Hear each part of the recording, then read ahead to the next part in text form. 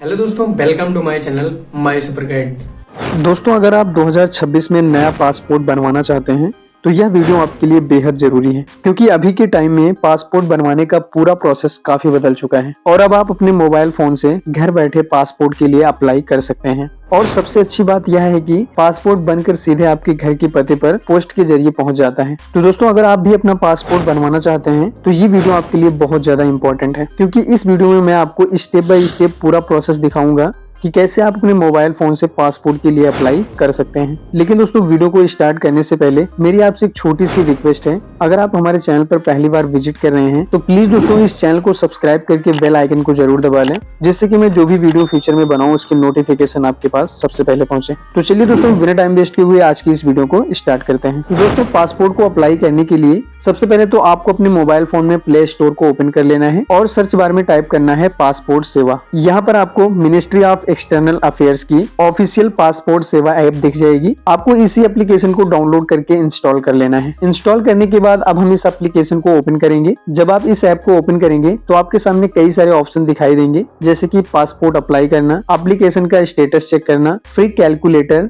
Appointment availability, requirement documents, यानी passport से जुड़ी लगभग सारी जानकारी आपको इसी ऐप में मिल जाती है। अब हमें पासपोर्ट अप्लाई करने के लिए अप्लाई फॉर पासपोर्ट सर्विस पर क्लिक करना है, लेकिन अप्लाई करने से पहले आपको पासपोर्ट सेवा पोर्टल पर अपना अकाउंट बनाना होगा। अगर आप इस पोर्टल पर पहली बार आ रहे हैं तो सबसे पहले तो आपको साइन अप पर क्लिक करना होगा और अकाउंट रजिस्ट्रेशन के लिए अब यहाँ पर आपको कुछ बेसिक जानकारी भरनी होगी, जैसे कि सबसे पहले आपको पासपोर्ट ऑफिस सिलेक्ट करना होगा। इसके बाद अपने सभी डॉक्यूमेंट के अनुसार आपको अपना पूरा नेम यहाँ पर एंटर करना है। अब यहाँ पर आपको ईमेल आईडी एंटर करना होगा। यहाँ पर आपको एक ऑप्शन मिलेगा, क्या आप अपनी ईमेल आईडी को ही लॉगिन आईडी बनाना चाहते हैं। अगर आप अपनी ईमेल आईडी को ही लॉगिन आईडी बनाना चाहते हैं तो आप एस पर क्लिक कर देंगे, तो आपको अलग से लॉगिन आईडी बनाने की जरूरत नहीं पड़ेगी। और जैसे आप चेक अवेलेबिलिटी पर क्लिक करेंगे, अगर आपकी ईमेल आईडी लॉगिन आईडी के लिए अवेलेबल होगी तो आप आगे बढ़ सकते हैं, अदरवाइज आप कोई दूसरी लॉगिन आईडी बना सकते हैं। अब उसके बाद आपको यहाँ पर एक पासवर्ड क्रिएट करना होगा। पासवर्ड सेट करते समय आपको ध्यान रखना है कि आपका जो पासवर्ड है वह कम से कम 8 कैरेक्टर का होना चाहिए। पासवर्ड सेट करने के बाद आपको रजिस्टर पर क्लिक कर देना है। अब आपकी ईमेल आईडी पर एक ओटीपी सेंड किया जाएगा। अब आपकी ईमेल आईडी पर जो ओटीपी सेंड की गई है उस ओटीपी को आप यहाँ पर एंटर करके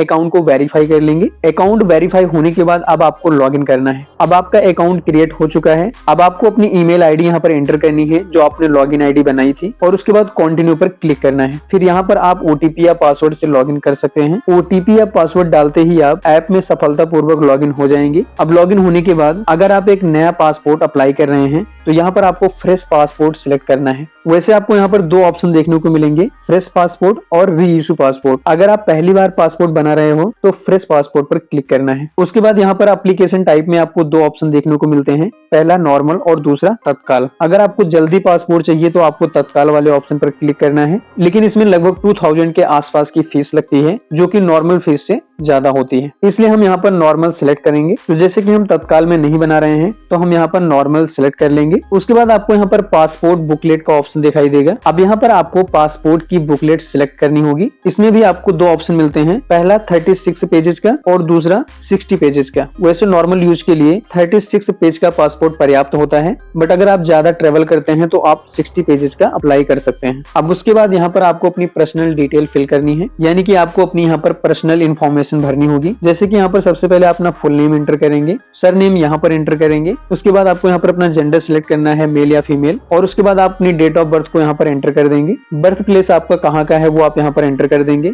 मैरिड है या अनमैरिड आपको यहाँ पर मैरिटल स्टेटस में सिलेक्ट कर लेना है। उसके बाद यहाँ पर आपको सिटीजनशिप डिटेल्स भरनी होगी, यानी कि आपको बताना होगा कि आपको भारत की नागरिकता कैसे मिली है। तो आपको यहाँ पर बाय बर्थ वाले ऑप्शन को सिलेक्ट कर लेना है, क्योंकि ज्यादातर लोगों की केस में यही होता है। अब उसके बाद आपको यहाँ पर एम्प्लॉयमेंट डिटेल यहाँ पर सिलेक्ट करना है। अब उसके बाद यहाँ पर आपको एम्प्लॉयमेंट डिटेल बतानी होगी, यानी कि यहाँ पर आपको अपना एम्प्लॉयमेंट टाइप चुनना होगा, जैसे कि आप गवर्नमेंट एम्प्लॉय हैं, प्राइवेट एम्प्लॉय हैं, स्टूडेंट हैं या फिर आप सेल्फ एम्प्लॉयड हैं। जो भी आपके केस में सही हो उसे आपको सिलेक्ट करना है। और उसके बाद आपको यहाँ पर अपनी एजुकेशन क्वालिफिकेशन बतानी है। यहाँ पर आपको अपनी एजुकेशन क्वालिफिकेशन चुननी होगी, और यहाँ पर आपको ध्यान रखना है, अगर आपकी पढ़ाई 10वीं या उससे ऊपर है तो आपको नॉन ECR पासपोर्ट मिलता है। यह खासकर उन लोगों के लिए फायदेमंद है जो विदेश में नौकरी करने जाना चाहते हैं। और फिर अगला स्टेप आता है आधार डिटेल्स का। अब यहाँ पर आपको अपना 12 डिजिट का आधार नंबर एंटर करना होगा। इसके बाद आधार की टर्म्स एंड कंडीशन को एक्सेप्ट करना है और फिर सेव एंड नेक्स्ट के ऑप्शन पर क्लिक कर देना है। तो आपके सामने अगला जो स्टेप आता है वो पेरेंट्स डिटेल्स का आता है। यहाँ पर आपको अपने मदर एंड फादर का नेम एंटर करना होगा। तो यहाँ पर आप अपने फादर का नेम एंटर करेंगे और यहाँ पर अपनी मदर का नेम एंटर कर देंगे।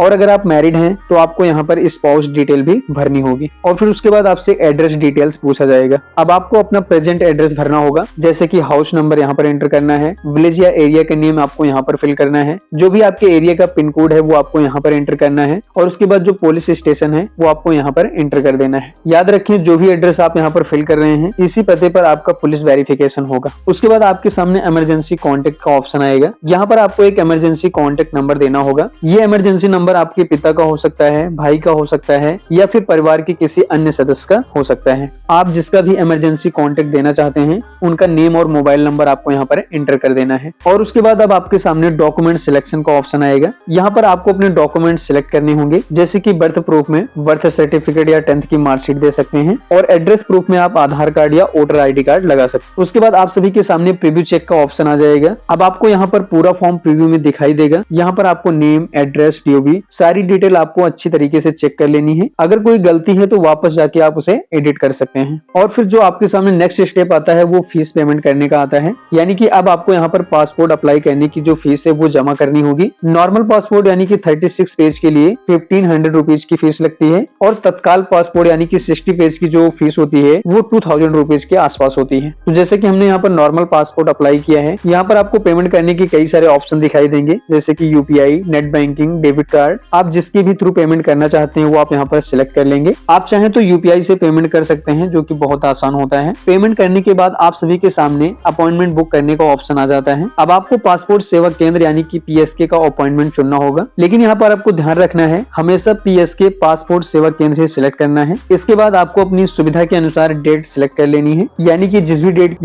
भी डेट की अपॉइंटमेंट अवेलेबल है, जिस भी डेट को आप जाना चाहते हैं। और फिर उसके बाद आपको पासपोर्ट ऑफिस उसी डेट को विजिट करना होगा। जो भी आप डेट अपॉइंटमेंट के लिए सिलेक्ट करेंगे उसी अपॉइंटमेंट वाले दिन आपको पासपोर्ट सेवा केंद्र जाना होगा और वहां पर आपको अपने डॉक्यूमेंट स्कैन कराने होंगे, आपकी फोटो ली जाएगी और आपका बायोमेट्रिक होगा। और फिर उसके बाद आपके घर के पते पर पुलिस वेरिफिकेशन होगा। अगर आपकी केस में सब कुछ सही पाया जाता है, पोस्ट ऑफिस द्वारा आपके घर के पते पर भेज दिया जाता है। तो दोस्तों इस तरीके से आप 2026 में अपने मोबाइल से घर बैठे पासपोर्ट के लिए अप्लाई कर सकते हैं। और दोस्तों अगर आपको ये वीडियो थोड़ा भी पसंद आई हो तो इस वीडियो को लाइक करना, अपने फ्रेंड में शेयर करना। और दोस्तों अगर आपके मन में कोई डाउट चल रहा हो तो इस वीडियो की कमेंट बॉक्स में लिखकर पूछ सकते हैं। मिलते हैं आपको फिर नेक्स्ट वीडियो में, तब तक के लिए जय हिंद, जय भारत, वंदे मातरम।